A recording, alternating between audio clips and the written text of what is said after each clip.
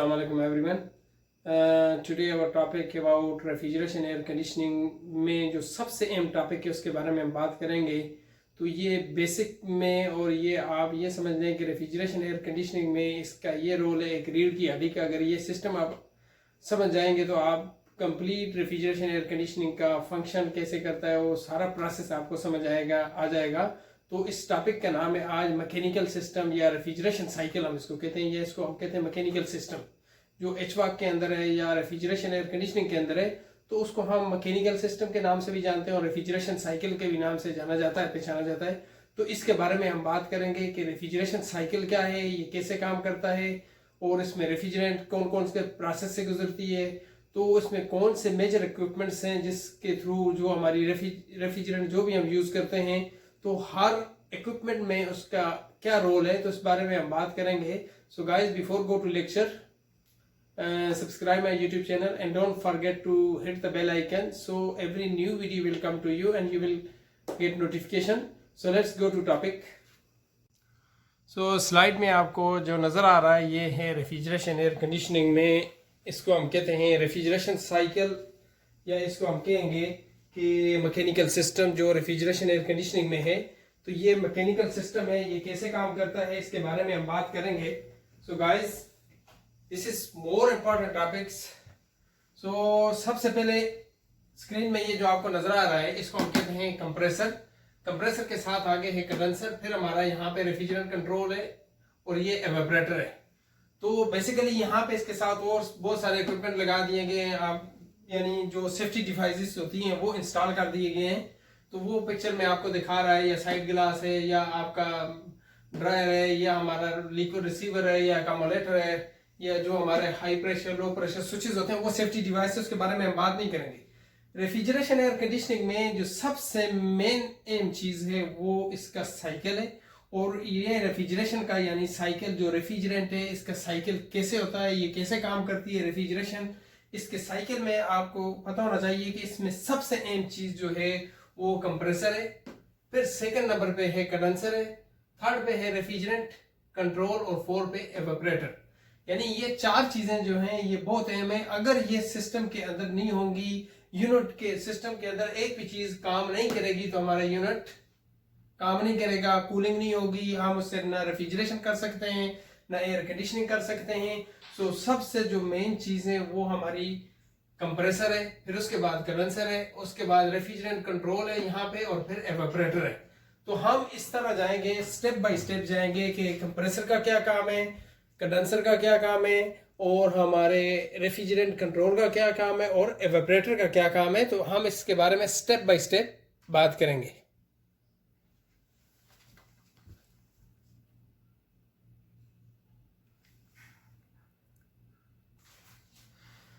इस सिस्टम में जो सबसे अहम चीज है इसका हम सबसे पहले कंप्रेसर के बारे में पढ़ेंगे। कंप्रेसर क्या है, कंप्रेसर का इसके अंदर रोल क्या है। ज़ाहिर है हम कोई भी रेफ्रिजरेशन एयर कंडीशनिंग जो मैकेनिकल सिस्टम है या रेफ्रिजरेशन साइकिल है तो इसमें हम मुख्तलिफ गैसेज यूज़ करते हैं, रेफ्रिजरेंट यूज़ करते हैं और उस रेफ्रिजरेंट से हम क्या करते हैं जाके कूलिंग लेते हैं। तो उस कूलिंग के लिए जो हमारे पास जो मेजर इक्विपमेंट्स यूज़ होते हैं वो मैंने आपको बताया है, कंप्रेसर है, कंडेंसर है, रेफ्रिजरेंट कंट्रोलर और एवापोरेटर है।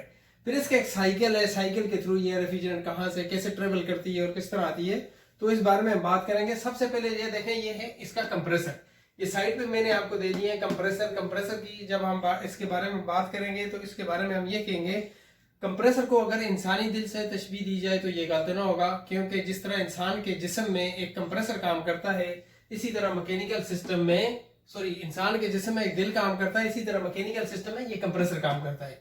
यानी ह्यूमन बॉडी के अंदर जो दिल है वो कैसे काम करता है, ज़ाहिर है वो ब्लड को सर्कुलेट कराता है पूरी बॉडी में और फिर ब्लड दोबारा हमारे दिल में आता है। तो यही कंप्रेसर क्या करता है, इससे रेफ्रिजरेंट निकल के यहाँ से सर्कुलेट होके ये तमाम साइकिल से वापस इसमें आती है, कंप्रेसर में वापस आती है। यानी कंप्रेसर को अगर इंसानी दिल से तशबीह दी जाए तो ये गलत ना होगा, क्योंकि जिस तरह इंसान के जिस्म में दिल काम करता है इसी तरह मैकेनिकल सिस्टम में हम क्या कहेंगे, कंप्रेसर काम करता है।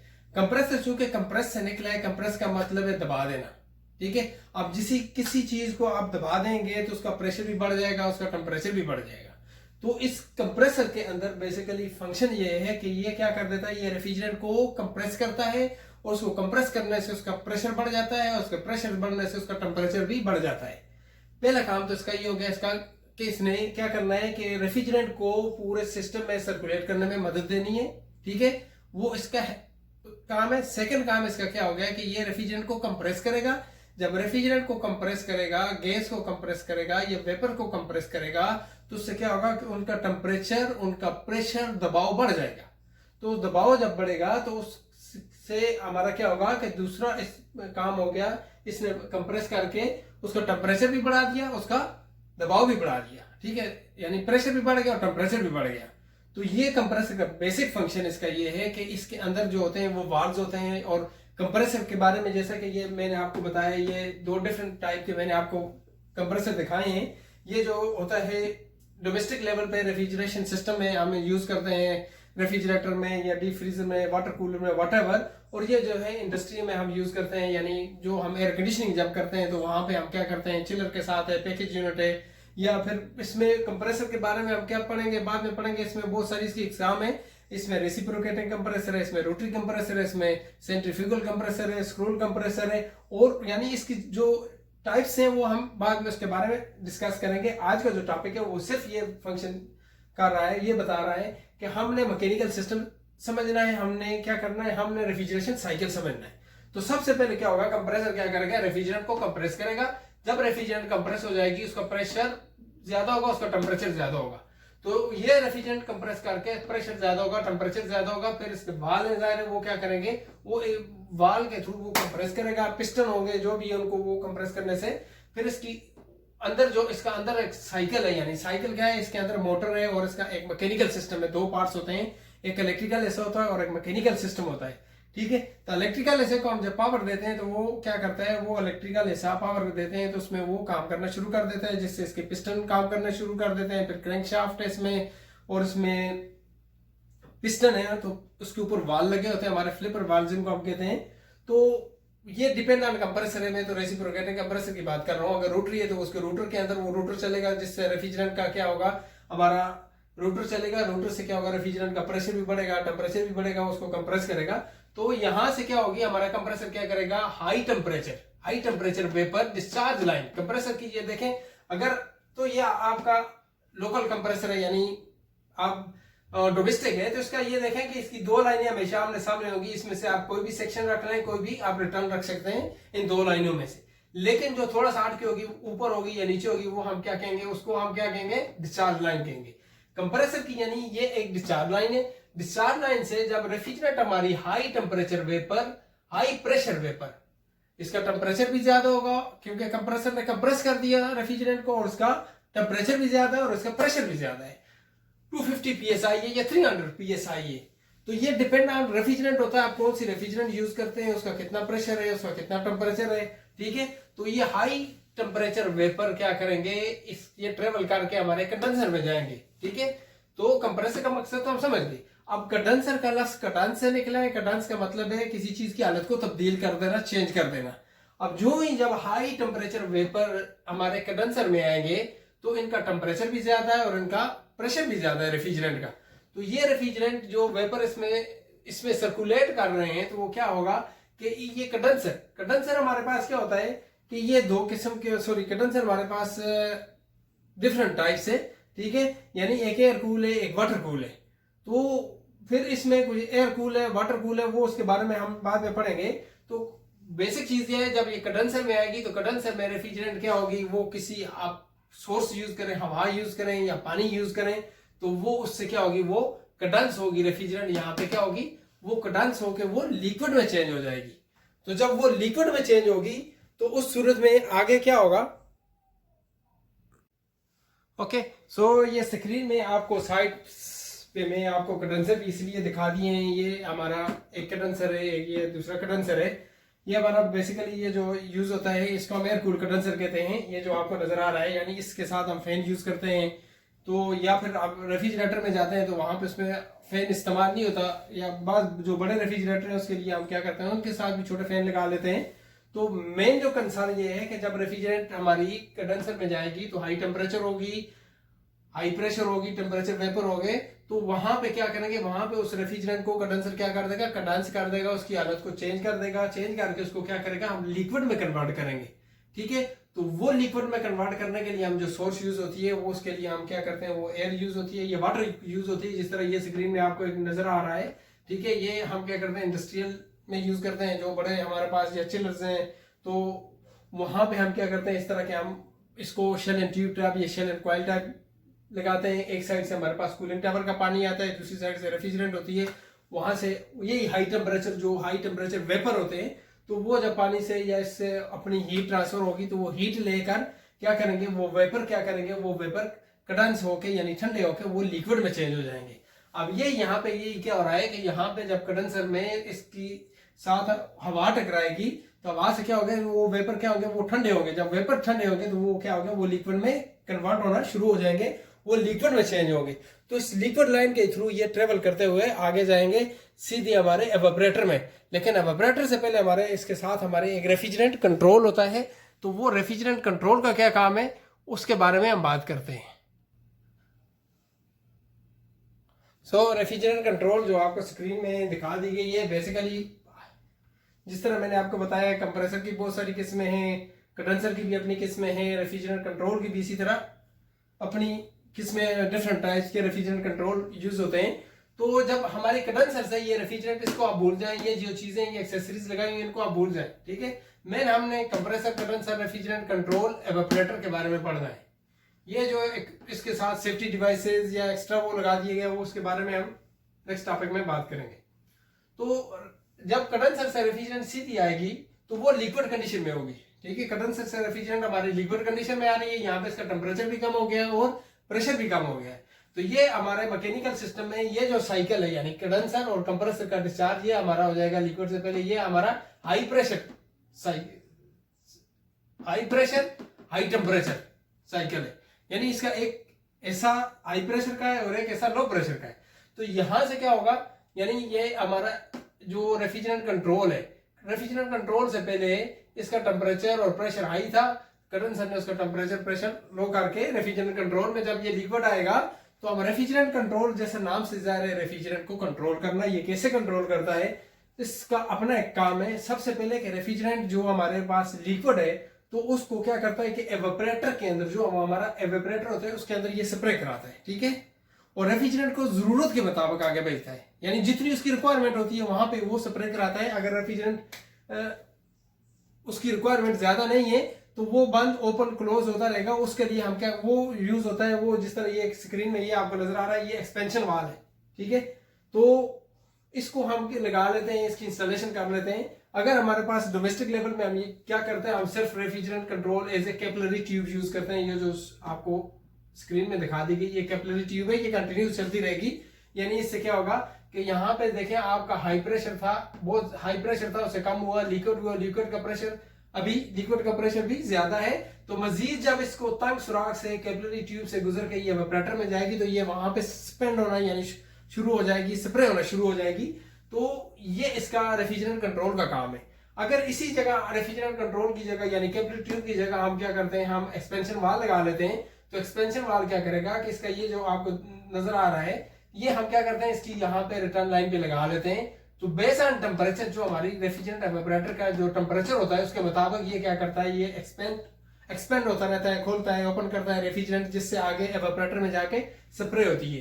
तो ये तो इसकी डिफरेंट टाइप्स है। इसकी टोटल में आई थिंक रेफ्रिजरेंट कंट्रोल की 6 किस्में हैं, जो हम हर एक चीज के बारे में अलग अलग टॉपिक दूंगा कि कंप्रेसर की कितनी किस्में टाइप्स हैं, कंडेंसर की कितनी है, रेफ्रिजरेंट कंट्रोल की कितनी है, एवापोरेटर कितने किस्म के होते हैं, उस बारे में बात करेंगे। लेकिन आज हमने रेफ्रिजरेशन साइकिल पढ़ना है। तो साइकिल में आपको ये मैंने सिंपल सी 2 पिक्चर साथ आपको ऐड दिए हैं, ताकि जो डोमेस्टिक लेवल है रेफ्रिजरेशन एयर कंडीशनिंग में, रेफ्रिजरेटर है और हमारा डीप फ्रीजर है, वाटर कूलर है, तो वहां पे हम कैपिलरी ट्यूब यूज करते हैं एज ए रेफ्रिजरेंट कंट्रोल। और कमर्शियल लेवल पे हम क्या करते हैं, हम इसमें यूज करते हैं एक्सपेंशन वाल। तो इसमें फिर फ्लोट वाल है, हाई प्रेशर फ्लोट वाल, लो प्रेशर फ्लोट वाल, वो यूज होते हैं। इसकी अपनी टाइप्स हैं, तो वो नेक्स्ट कमिंग लेक्चर में आपको बताएंगे। तो अभी हमारी जो रेफ्रिजरेंट है वो क्या हुई है, वो हमारी यानी रेफ्रिजरेंट कंट्रोल से वो एवेपोरेटर में जा रही है, ठीक है। एवेपोरेटर क्या होगा, यहाँ पे जब एवेपोरेटर का मतलब है एवेपोरेट करना, यानी यहाँ पे जब ये रेफ्रिजरेंट आएगी, ठीक है, तो वो स्प्रे होना शुरू हो जाएगी। एवेपोरेटर के अंदर जब ये रेफ्रिजरेंट कंट्रोल के थ्रू स्प्रे होगी, तो एवेपोरेटर के अंदर जो चीजें रखी हुई हैं, या आप रेफ्रिजरेटर या हमारा कमर्शियल एयर कंडीशनिंग में आप चले जाए चिलर है, तो उसमें वाटर होगा। अगर रेफ्रिजरेटर है तो उसके एवेपोरेटर के अंदर जो भी चीजें रखी होगी, तो क्या करेंगे, यहाँ पे रेफ्रिजरेंट स्प्रे होने से ये क्या करेगी, यानी ये बुखारात क्या करेंगे, ये सॉरी लिक्विड है, ये लिक्विड दोबारा क्या होगा, स्प्रे होगा। स्प्रे होने से क्या होगा कि वो अपनी ठंडक किसको देंगे, ठंडे हो गए, और ठंडे होकर फिर दोबारा अपनी ठंडक किसको, इस रेफ्रिजरेटर के एवेपोरेटर के ऊपर जो चीजें रखी हुई, पानी रखा हुआ है, ये फ्रूट है, ये कोई भी है, उनको अपनी ठंडक उनको देंगे, और उससे हीट अब्जॉर्ब करेगी रेफ्रिजरेंट, ठीक है। जब उस एवेपोरेटर से उससे हीट अब्जॉर्ब करेगी, तो अब्जॉर्ब करते हुए फिर वो लिक्विड जो स्प्रे हो रहा था वो किस में कन्वर्ट होगा, वो फिर हमारा लिक्विड वेपर में कन्वर्ट होगा। तो वो जब वो वेपर में कन्वर्ट होगा, तो ये स्प्रे होते हुए उसका प्रेशर भी बहुत कम हो जाएगा, उसका टेम्परेचर भी बहुत कम होगा। तो वो टेम्परेचर और वो प्रेशर कम होते हुए वो क्या करेगी, फिर एक लाइन के थ्रू सीधा हमारे रिटर्न लाइन के थ्रू कंप्रेसर में चली जाएगी। अब एवेपोरेटर जिस तरह है, इसके बारे में मैंने आपको बताया है कि ये एवेपोरेटर जिस तरह ये आपको दिखा दिया है, तो ये रेफ्रिजरेटर में जाए, आपको उसके जो ऊपर वाला खाना है या नीचे जो भी है, तो वहां पे हम कूलिंग देखते हैं, आइस बनी होती है, तो उसका टेम्परेचर क्या होता है, बेसिकली उसका ये होता है कि इस एवेपोरेटर के ऊपर जब कोई भी चीज रख दी जाती है, तो वो रेफ्रिजरेंट उसके अंदर स्प्रे हो रही होती है, और वो उन चीजों को अपनी ठंडक देती है, और वो चीजें क्या होती है, वो ठंडी होके फ्रीजिंग पॉइंट में चली जाती है। तो ये कंसेप्ट होता है इसका। और अगर हम कमर्शियल में जाएं, तो कमर्शियल में ये आपको शेल एंड ट्यूब टाइप दिखाया गया है कि शेल में रेफ्रिजरेंट है, ट्यूबों में पानी है, तो इसमें क्या होगा कि रेफ्रिजरेंट पानी को अपनी ठंडक, यानी यहाँ पे तो जो चीजें रेफ्रिजरेटर में रखी है उनको उसने ठंडक दे दी। यहाँ क्या होगा, रेफ्रिजरेंट जो हमारे लिक्विड था वो जब स्प्रे होगा, स्प्रे होते हुए जो हमारे शेल के अंदर पानी सर्कुलेट कर रहा है, वो पानी को अपनी ठंडक दे देगा, और पानी से गर्मी हीट एब्जॉर्ब कर लेगा, और जब वो हीट एब्जॉर्ब करेगा तो वो सूरत में वो वेपर में कन्वर्ट हो जाएगा। वेपर में कन्वर्ट होकर वो एक लाइन के थ्रू हमारा क्या करेगा, वो सीधा वापस कंप्रेसर में चला जाएगा। तो ये कंप्रेसर में हमारी जो ये लाइन होती है, ये ठंडी होती है, ये गर्म होती है, इसका टेम्परेचर भी ज्यादा है और इसका प्रेशर भी ज्यादा होता है। यहाँ पे टेम्परेचर भी कम है, इसका लो प्रेशर साइड है। ये हमारे मैकेनिकल की यानी रेफ्रिजरेंट कंट्रोल, एवेपोरेटर, ये दो चीजें हैं, ये लो प्रेशर है। कंप्रेसर, डिस्चार्ज, कंडेंसर ये हाई प्रेशर साइड है। तो जब ये यहाँ से जाएगी दोबारा लिक्विड लाइन में, सॉरी हमारी रिटर्न लाइन में जाएगी, ये ठंडी रेफ्रिजरेंट वेपर है, ठंडा वेपर है, टेम्परेचर कम है, तो दोबारा जब ये कंप्रेसर में जाएंगे तो रिटर्न लाइन ठंडी होगी, उससे क्या होगा, आपके कंप्रेसर का टेम्परेचर भी मेंटेन होगा, आपके कंप्रेसर की लाइफ भी ज्यादा होगी। अगर हमारे रेफ्रिजरेशन सिस्टम में हमारी जो हम इसके गैस चार्ज करते हैं तो गैस कम है, तो उससे हमारी रिटर्न कंप्लीट नहीं होगी, ठीक है, हमारी कूलिंग कैपेसिटी के मुताबिक नहीं होगी, तो उससे क्या होगा, हमारे कंप्रेसर के जलने का अच्छा होता है, कंप्रेसर जल सकता है, मोटर हीटअप हो सकती है, तो हमारा मैकेनिकल सिस्टम सही काम नहीं करेगा। इसी तरह हमारा कंडेंसर है, तो कंडेंसर अगर हमारा सही काम नहीं कर रहा, फॉर एग्जांपल अगर ये कंडेंसर हमारा चौक हो गया है, या कंडेंसर हमारा एयर कूल कंडेंसर है, नेचुरल एयर कूल है, या फोर्स यानी इसके साथ फैन लगा हुआ, फैन स्टक हो गया है, तो यहाँ पे रेफ्रिजरेंट क्या होगी, वो कंडेंस नहीं होगी, वो ही हाई टेम्परेचर वेपर जो है वो सीधे आगे ट्रेवल करेंगे, तो उससे हमारी फिर भी यूनिट हमारा कूलिंग नहीं करेगा। इसी तरह जो हमारा ये सिस्टम ठीक है, कंडेंसर ठीक है, रेफ्रिजरेंट कंट्रोल है, रेफ्रिजरेंट कंट्रोल ब्लॉक हो गई है, या रेफ्रिजरेंट कंट्रोल जिस तरह एक्सपेंशन वाल है या जो भी है वो सही काम नहीं करेगा, तो वो एवेपोरेटर में सही स्प्रे नहीं करेगा, वहां एवेपोरेटर में कूलिंग नहीं होगी, ठीक है। तो ये चीजें होती हैं। एवेपोरेटर के अंदर भी बाज़ औक़ात क्या होता है कि इसके अंदर ऑयल आ जाता है, रेफ्रिजरेशन सिस्टम में, रेफ्रिजरेटर में, वाटर कूलर में, तो ऑयल होता है, यहाँ पे सब कुछ ठीक है, फिर भी हमारा क्या होता है, यहाँ पे सिस्टम क्या है, ये काम सही नहीं कर रहा, तो उसको क्या करते हैं, हम इसको ऑयल को निकालते हैं, फ्लश करते हैं सिस्टम को, यूनिट को चोक करते हैं, जो चोक होता है वो चोक हम इसका खत्म करते हैं। तो एवेपोरेटर जिस तरह ये हमारा ये एवेपोरेटर है, इसी के अंदर फॉर एग्जांपल कॉइल बहुत ज्यादा गंदे हो गए हैं, तो जिससे वो टेम्परेचर हमें मखसूस टेम्परेचर नहीं मिल रहा, हमारा कंप्रेसर भी ठीक है, कंडेंसर भी ठीक है, रेफ्रिजरेटर कंट्रोल भी ठीक है, फिर हम इसकी डी स्केलिंग करते हैं, जो हमारे इंडस्ट्रियल होते हैं उसको, यानी इसकी डी स्केलिंग करते हैं कॉइल की, ठीक है। फिर इसके बाद हम क्या करते हैं, इसके साथ बहुत सी डिवाइसें लगा लेते हैं, यानी ये जो लिक्विड लाइन है, लिक्विड लाइन में हम क्या करते हैं, अगर इंडस्ट्रियल में जाते हैं हम, या तो वहां पे क्या करते हैं, लिक्विड लाइन में हम क्या करते हैं, पहले तो ड्राई लगाएंगे, फिर उसके बाद साइड ग्लास लगाएंगे, फिर हम सोलेनोइड बार लगाते हैं, फिर इसी तरह इसकी सेक्शन और डिस्चार्ज साइड पे उसके प्रेशर स्विचेस लगा लेते हैं, या प्रेशर वो ये लगा दिया हमने, लगा दिया pressure switches, differential pressure switches भी लगा सकते हैं। तो फिर लीवर रिसीवर है, एकामोलेटर है, ये चीज़ें यानी स्टेप बाय स्टेप हम नेक्स्ट कमिंग लेक्चर में इसके बारे में बताएंगे। इसकी सेफ्टी डिवाइस क्या है, फिर इसका कंट्रोल सिस्टम जो इंशाल्लाह मैं बताऊंगा कि यानी अगर हम किसी भी रेफ्रिजरेशन यूनिट है जो हमारा फॉर एग्जांपल पैकेज यूनिट है या जो हमारा चिलर है, एयर कंडीशनिंग यूनिट है, तो उसका जो फंक्शन होता है, कंप्रेसर किस टाइम ऑन होता है, कंडेंसर किस टाइम ऑन होता है, वाइब्रेटर का क्या काम है, वो कौन सा स्टेप है, वो कौन सा सीक्वेंस है, वो कमिंग लेक्चर में मैं बताऊंगा। So thank you for watching the video. अगर आपको ये पसंद आए तो आप बेशक इसमें नीचे कमेंट्स कर सकते हैं और वीडियो को लाइक करना मत भूलिएगा। Thank you.